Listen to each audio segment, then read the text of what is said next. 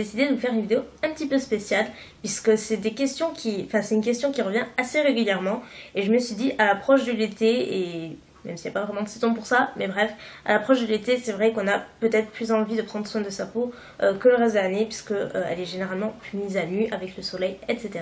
Et donc aujourd'hui, comme vous l'avez deviné, je vais vous donner quelques conseils selon ma propre expérience. En tout cas, je ne suis pas professionnelle, je ne suis pas dermatologue, je ne suis pas médecin, donc voilà, c'est juste des conseils par rapport à ma propre expérience sur comment avoir une jolie peau et surtout comment la garder, comment l'entretenir.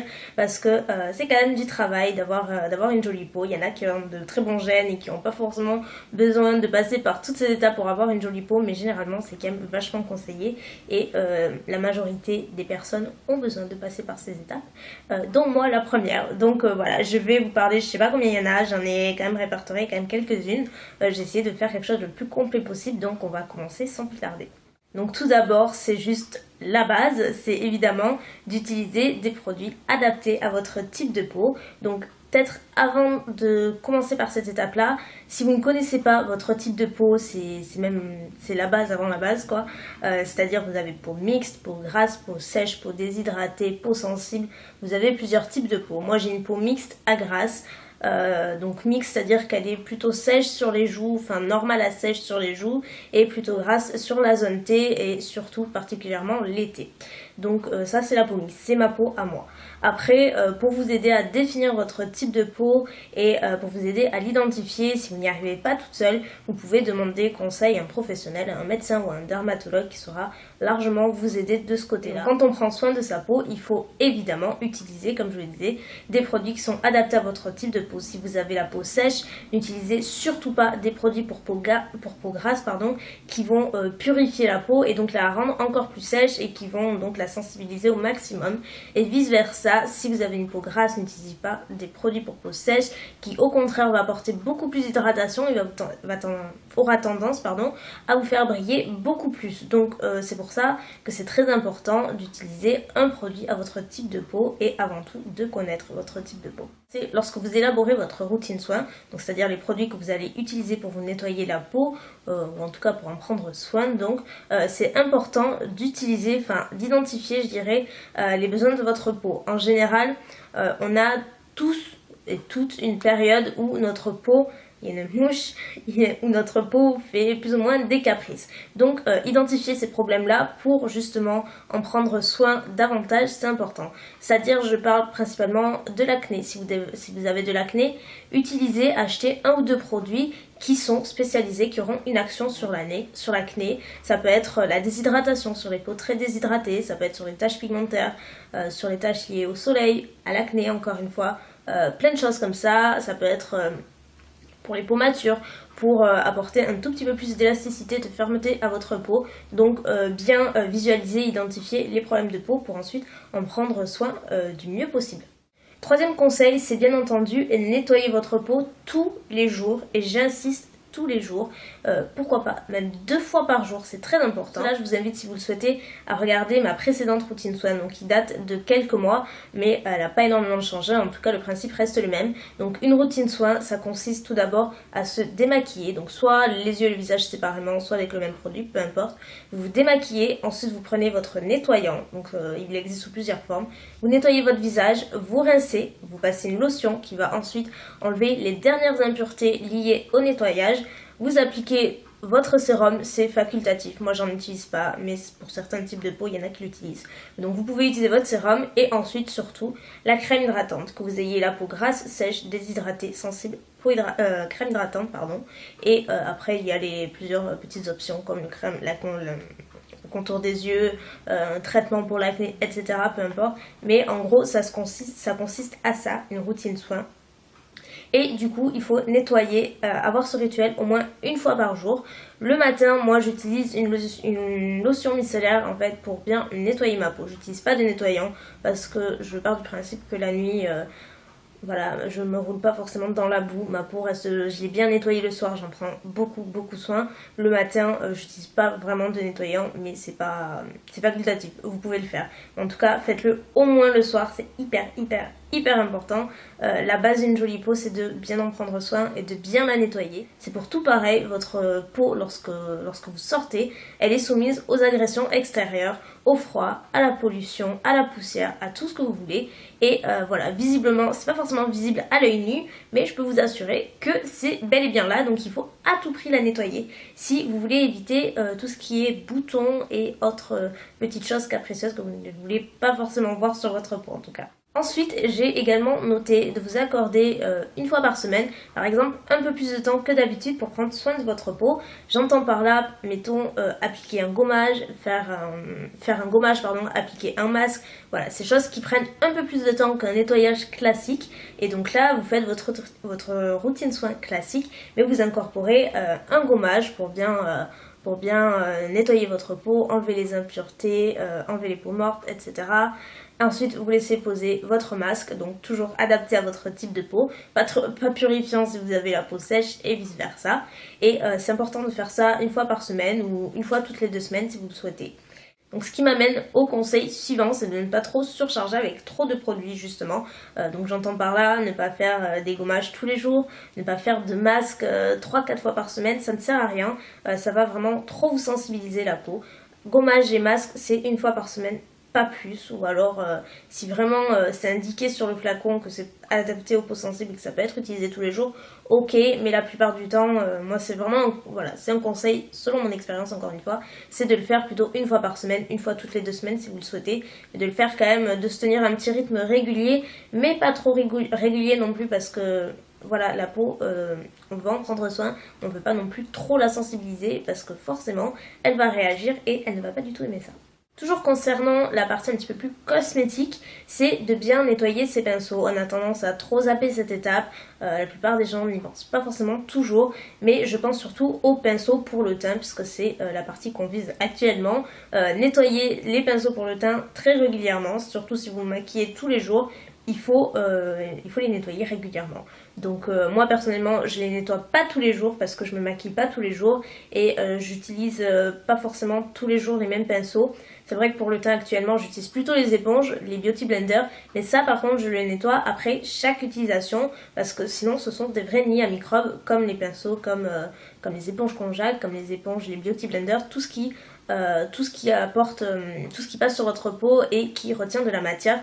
Après ça fait des nids à microbes en fait et ça peut vous donner des boutons, des choses pas très sympas encore une fois. Autre conseil, c'est faire des pauses no make-up, donc c'est-à-dire, vous avez compris je pense, c'est par exemple une à plusieurs fois dans la semaine si vous le pouvez, selon votre emploi du temps, selon votre travail, selon plein de choses, selon plein de facteurs, vous accordez au moins une journée dans la semaine où vous ne vous maquillez pas. Moi comme je vous l'ai dit, j'ai la chance de... Voilà, j'ai une situation différente, donc je suis à la maison très souvent et du coup je me maquille pas du tout tous les jours, contrairement à ce que vous pouvez penser. Je suis loin de me maquiller tous les jours, donc du coup c'est un plus et voilà. Et s'accorder du coup une journée au moins dans la semaine sans se maquiller, votre peau vous le remerciera plus tard. Autre conseil, et là c'est pas un des moindres, et si mes proches, mes amis, ma famille me regardent, ils risquent de bien rigoler en m'entendant parce que je serai probablement la dernière personne sur Terre à pouvoir être capable de donner ce genre de conseils parce que moi la première je ne l'applique pas du tout, donc faites ce que je dis mais faites pas ce que je fais, c'est un peu ça, mais j'ai pris une bonne résolution, c'est justement de le faire plus souvent, donc c'est boire très souvent, mais vraiment très souvent parce que l'hydratation c'est hyper important, c'est la base d'une jolie peau, que vous ayez la peau grasse ou la peau sèche, et j'y reviens, je sais pas si je l'ai dit, je crois pas, pourtant c'est important, mais que vous ayez en général les peaux grasses, elles pensent qu'elles n'ont pas besoin d'hydratation vu qu'elles ont la peau justement qui sécrète suffisamment de sébum. Mais non, une peau grasse a aussi besoin d'hydratation, pas au même niveau qu'une peau sèche, mais elle a besoin d'hydratation. Et donc du coup, boire beaucoup d'eau, ça permet justement de s'hydrater avant tout de l'intérieur et ça va vous permettre plein de choses, ça va aider à éliminer les toxines, à régénérer votre corps et donc à purifier votre peau. Donc c'est hyper important. Donc je pense que vous le savez, en général il est conseillé de boire 1 litre d'eau par jour. Voilà, donc après on peut ou on peut pas. Moi je sais que pendant toute ma vie en fait j'ai jamais... Enfin voilà, Vous risquez d'être choqués, mais tant pis, je le dis, hein, autant être honnête.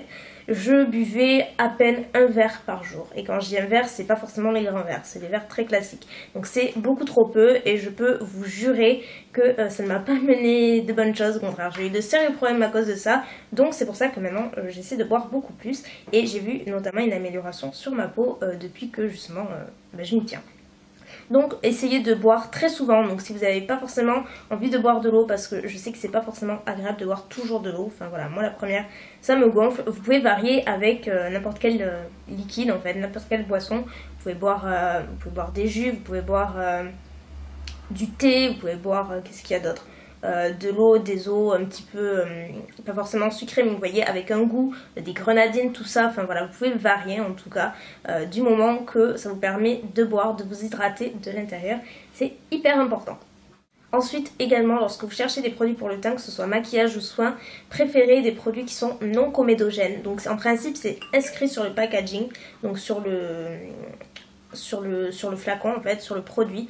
Donc en fait ça va vous permettre justement d'éviter l'apparition de comédons, de points noirs et de choses forcément pas très agréables. Donc moi je choisis notamment surtout les fonds de teint non comédogènes parce que sinon j'ai une peau qui va de suite réagir et pas bien, vous vous doutez. Avant-dernier conseil, et là encore pas des moindres, c'est de bien évidemment protéger sa peau du soleil. Et là j'insiste, mais alors j'insiste parce qu'encore une fois, voilà, comme j'ai dit, c'est de ma propre expérience et pendant longtemps, enfin pendant plusieurs années, moi j'aime beaucoup le soleil. Je crois que si je pouvais vivre au soleil, voilà, 365 jours par an, je le ferais avec grand plaisir, j'adore ça. Et pendant longtemps, j'ai pas du tout protégé ma peau, bien au contraire. J'utilisais des produits qui activaient le bronzage, qui faisaient cramer et qui ne faisaient pas bronzer, et c'était très moche parce qu'on prenait des coups de soleil et c'est très mauvais pour la peau. Et donc voilà, depuis maintenant environ 3 ans, maintenant je protège ma peau tous les étés et je peux vous assurer qu'on voit une différence. Donc ça permet surtout d'éviter les taches brunes, notamment si vous avez eu de l'acné comme moi. Si vous avez eu de l'acné, protégez avec un indice de protection. Il faut savoir que le soleil c'est la première cause du vieillissement de peau et des maladies bien entendu. Donc il faut en prendre soin, il faut utiliser des sprays protecteurs, des crèmes solaires, des bases si vous le souhaitez qui protègent du soleil. À ce sujet, je vous ferai une vidéo plus complète sur les produits que j'utilise pour l'été. Donc elle sera en ligne d'ici quelques jours, quelques semaines peut-être, mais promis c'est prévu. Et donc j'en viens à mon dernier conseil qui est encore une fois assez important, puisque avoir une jolie peau ça passe aussi de l'intérieur comme je vous l'ai dit avec la boisson, mais aussi et surtout avec la nourriture. C'est de manger sainement, de manger équilibré et voilà, d'ingérer des aliments, des vitamines qui vont selon votre type de peau améliorer voilà, le grain de votre peau, qui vont améliorer vos petits soucis que vous pouvez rencontrer, que ce soit l'acné, la peau grasse, la sécheresse, la déshydratation, etc. Vous pouvez la trouver dans les vitamines des fruits, des légumes et de tous les aliments qui existent. Personnellement, je sais que si je mange 3 hamburgers par semaine, des pizzas, des frites, des kebabs, enfin voilà, tout ce que vous pouvez trouver de plus gras en une seule semaine, la peau va réagir à 1000%. Vous allez avoir des boutons par-ci, par-là. Ça va être une catastrophe. La peau va être plus grasse qu'elle ne le sera à la base et elle va pas du tout vous remercier, bien au contraire. Donc vous pouvez bien sûr vous accorder des plaisirs. Moi je me le fais. Il n'y a pas, voilà, c'est pas non plus la mort de se manger un petit fast-food par semaine, mais il faut pas abuser non plus. Donc après il y a des peaux qui supportent plus que d'autres. Encore une fois, faut pas tout généraliser, faut pas mettre tout le monde dans le même sac, mais globalement c'est mieux de se tenir à une alimentation équilibrée et notamment pour l'été d'ingérer plus de jus de fruits, de légumes et vraiment des choses qui sont saines pour votre corps et pour votre peau par la suite. Donc écoutez, voilà pour mes conseils, j'espère en tout cas qu'ils vous auront été utiles, qu'ils vous auront aidé. Et si vous avez d'autres conseils, surtout n'hésitez pas, parce que je suis loin d'être une encyclopédie à ce sujet là. Donc voilà, n'hésitez pas à partager là-dessous, c'est fait pour ça. Et je vous dis à très bientôt pour de nouvelles vidéos.